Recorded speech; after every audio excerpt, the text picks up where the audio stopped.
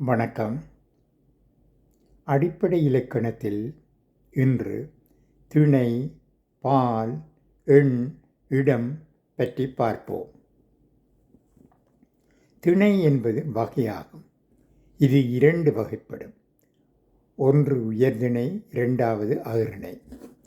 உயர்திணை என்பது பகுத்தறிவுக்கு உட்பட்ட மக்கள், தேவர், கடவுள் ஆகியவர்களை குறிப்பிடலாம்.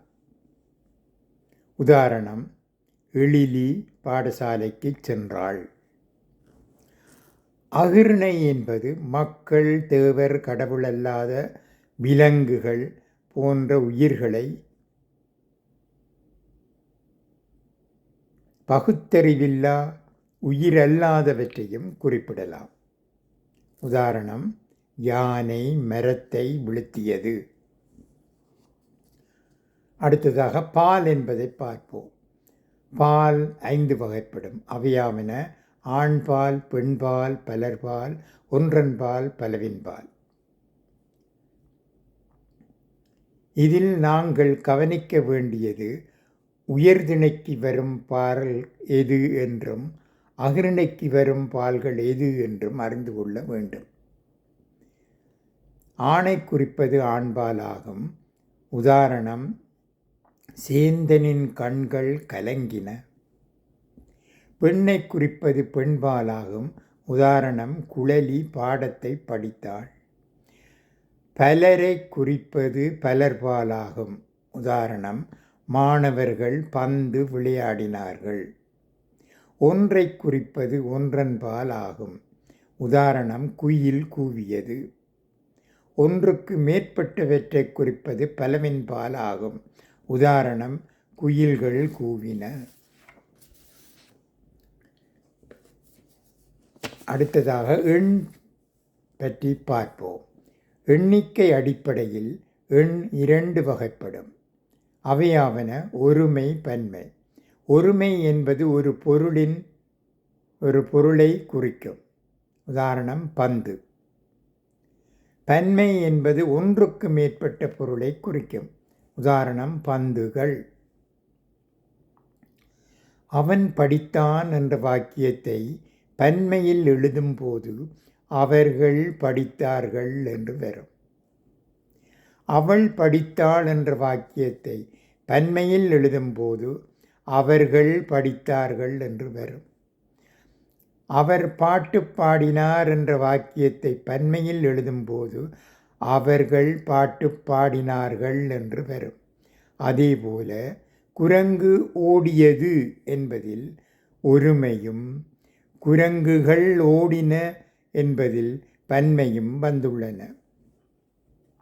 ஆகவே ஒருமை சொற்களை பன்மை சொற்களாகவும் பன்மை சொற்களை ஒருமை சொற்களாகவும் மாற்றி அமைக்க தெரிந்திருத்தல் வேண்டும். அடுத்ததாக மூவிடங்கள். இலக்கணத்தில் இடங்கள் 3 வகைப்படும். இதனை மூவிடங்கள் என்று கூறுவோம். அவையாவன தன்மை, முன்னிலை, படர்க்கை ஆகும். தன்மை என்பது நான், நாம், நாங்கள் ஆகும்.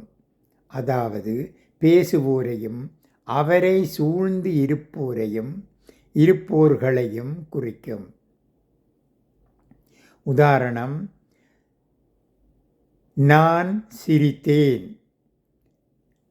நாம் சிரித்தோம், நாங்கள் சிரித்தோம். அடுத்ததாக முன்னிலை என்பது பேசுவோரின் முன் நிற்பவரையும் நிற்பவர்களையும் குறிக்கும். உதாரணம், நீ, நீர், நீங்கள்.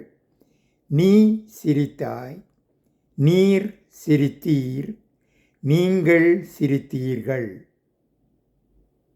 அடுத்ததாக படர்க்கை. படர்க்கை என்பது தன்மை, முன்னிலை தவிர்ந்த ஏனையவை படர்க்கை ஆகும். உதாரணம், அவன், அவள், அவர், அவர்கள், அது, அவை. அவன் சிரித்தான், அவள் சிரித்தாள், அவர் சிரித்தார், அவர்கள் சிரித்தார்கள். அது சிரித்தது. அவை சிரித்தன.